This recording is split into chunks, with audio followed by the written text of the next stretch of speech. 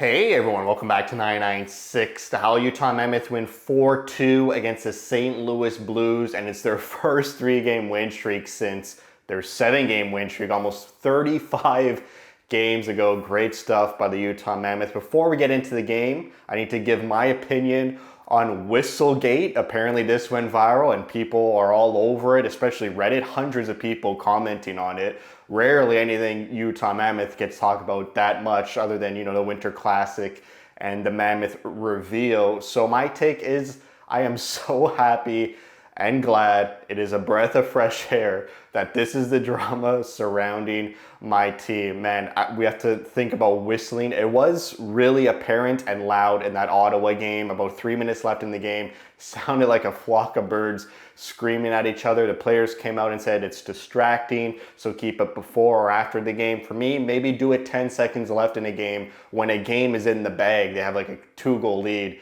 and it's impossible for them to lose. But honestly, it's not drama about attendance numbers. It's not drama about makeshift locker rooms that are temporary. It's not drama about playing in a college arena. It's not drama about relocation. So I'm happy for that. And when there's a very small group of people saying that the players are soft for saying it's distracting, it's whistling. Whistling exists in the game of hockey. The refs use their whistle and coaches as well. They whistle at their team, to signal different things instead of just yelling at players halfway down the ice. A line change, there's a player behind you, power play, you suck. Power play unit number 1, you suck. Get off the ice immediately. So players need to be aware of whistles because whistles signal to stop or do something else. And when the whole crowd of 13,000 people are whistling, it is very distracting. So anything else, they're not complaining that it's loud, they're complaining that it's the fact that it's whistling. So just keep chanting loudly. They love that. And very awesome that it's whistling that is causing drama around this team. So let's get into the game. Right when the puck drops, an opening face-off fight between McBain and Toropchenko, and McBain just feeds them with punches. Just totally a decisive victory, a huge tilt by McBain. This is payback for a knee-on-knee and Cooley the last time these two teams met, and that's a team that likes each other, plays for each other, loves each other. That is the brotherhood of the Utah Mammoth that we fall in love with, and which is one of the reasons why I continue to follow the team. This team loves playing for each other. They're loyal to each other, and they'll do anything for each other on the ice. And that's hockey, man. This is pure hockey. You won't see this in any sport. Right off the draw, right to start the game, some fisticuffs. You love to see that. That's hockey, baby. And then Vejmelka has to make 2 really dangerous slot saves after that fight. They go on a penalty kill. They kill it off 2.5 minutes into the game. On that penalty kill, there is a sort of chance, a 2-on-2, Stenlin and Krause, but Stenlin cannot connect the pass to Krause. Utah was outshot 5-0 in the first 6 minutes of the game. So a bit of a slow start for Utah, but they slowly stack on offensive zone shift after shift. They're slowly starting to generate some momentum, but St. Louis wasn't going away. The teams were ending up trading chances, trading momentum. It was pretty an evenly matched game. This game was and they're really close in the standings. Before this game, only 3 points separating these teams.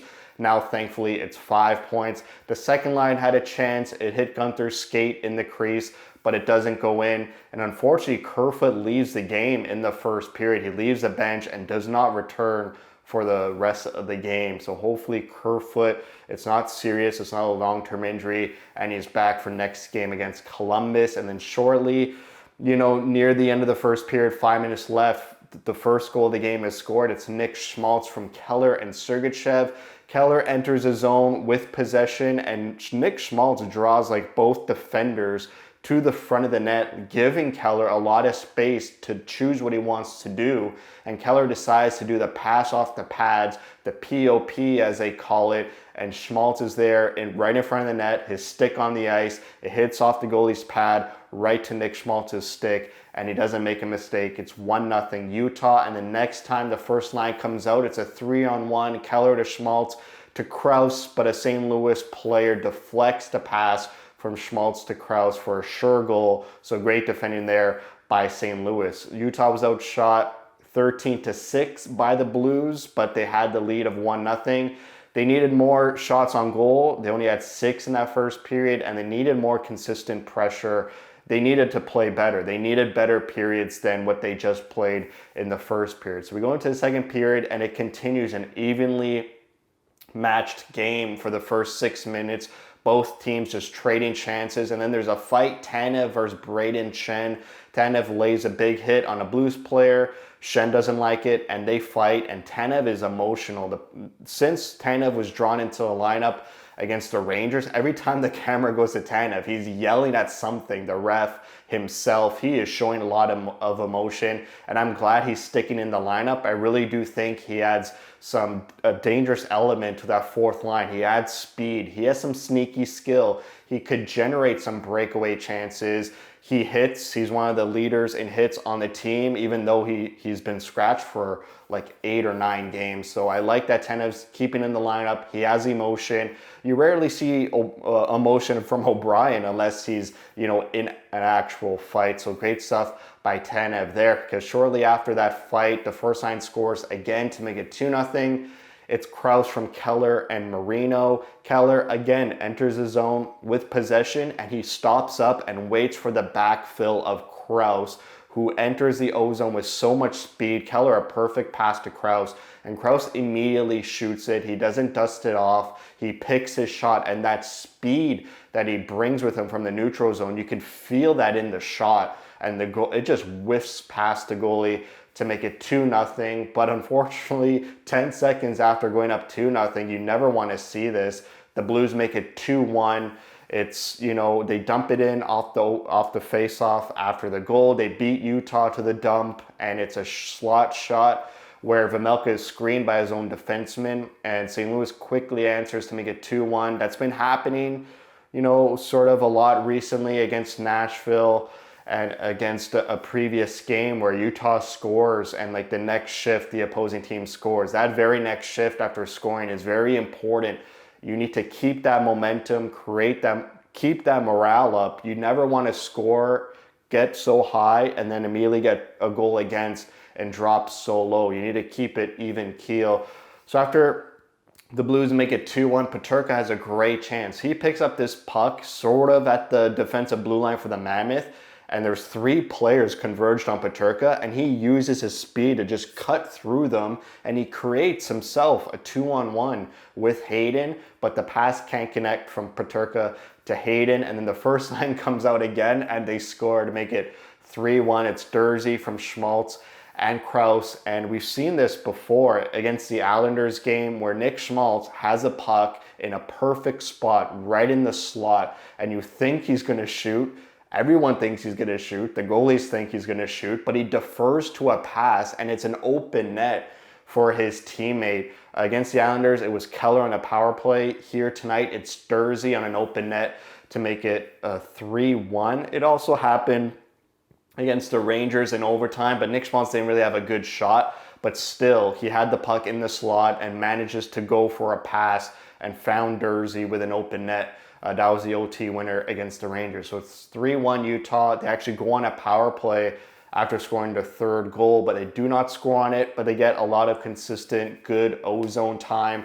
And then unfortunately, after that power play, St. Louis scores to make it 3-2. It's a delayed penalty. So St. Louis has 6 players on the ice. Utah is hemmed in their zone for over a minute. Stenling doesn't have a stick. It's just chaos. And St. Louis manages to capitalize on that rare opportunity, and they make it 3-2, and then Utah goes on a penalty again. They committed a penalty on the goal. It was a delayed penalty, and then they commit another penalty when St. Louis scores, but thankfully on that PK, Schmaltz takes the puck from the D zone and carries it north right to the St. Louis net, and he draws a penalty shorthanded. So great stuff by Schmaltz. Schmaltz had a great game, and it's not over yet. So they go 4-on-4, and then the Utah Mammoth have a power play for only 45 seconds. So we go into the 3rd period. Utah's only up 3-2. They outshot St. Louis 9-6. It was a better period than the first for sure. But for me, in the 3rd period, they needed to limit St. Louis's chances, and they needed to stop St. Louis from generating momentum, and they don't do that. 2 minutes into the third, Gunther commits a penalty, a brutal penalty to take. I mean, the puck is going to Vejmelka from the neutral zone into the D zone, and Gunther, instead of skating, you're one of the fastest players in the league. We saw your speed on display against the Rangers. He just stops skating and interferes and impedes with the St. Louis player. That's interference all day. You cannot impede a player who doesn't have a puck. It was blatant interference, a pretty bad penalty to take from Gunther. You're only up a goal. It's early in the third. Thankfully, they kill it off, and Utah gets their own power play after killing it off, and they score to make it 4-2. And again, it's the first line. Keller finds Peterka down low behind the net, and Peterka quickly and fast gets the puck to Schmaltz in the slot, doesn't make a mistake, and it's 4-2 Utah. Low to slot, quick moves by Keller, Peterka, and Schmaltz. And on that goal, Keller and Schmaltz become the highest American duo to factor in on a goal. That's 199 times.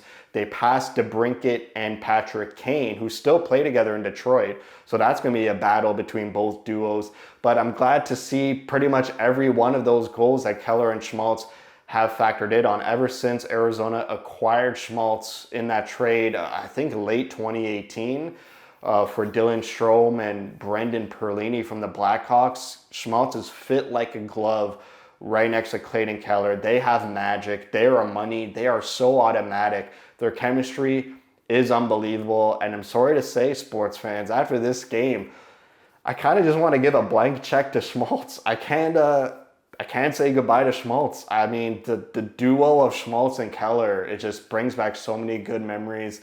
I know I am severely biased, but and I know the team needs to evolve, but come on, man. You got to keep Schmaltz on the team, even if his role sort of diminishes as Iginla and other players come into the top six, Desnoyers.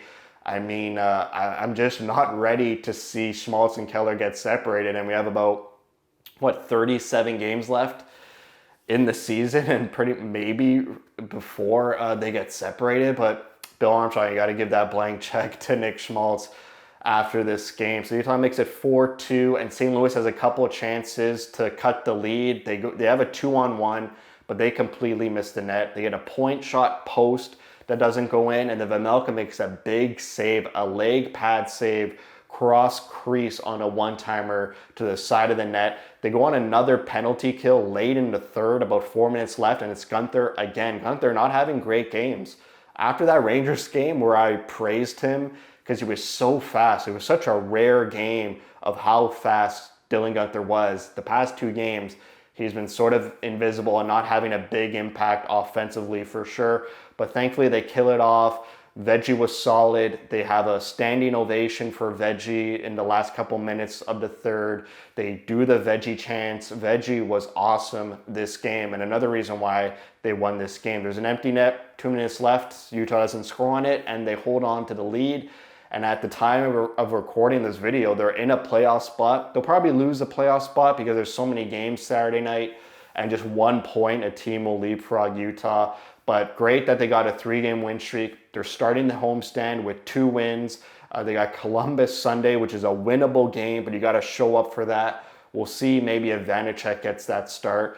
But overall, great stuff by Utah. Vejmelka becomes the first goalie in the league to reach 20 wins on the season. He leads the league with 20 wins. Man, Vejmelka is in the Utah Hockey Club form. You know, when we played him over 20 games in a row, and he was just consistently solid, just very stout in the goal. That's where he's playing at right now. This is peak Vejmelka, and you just love to see it after a sort of rough start.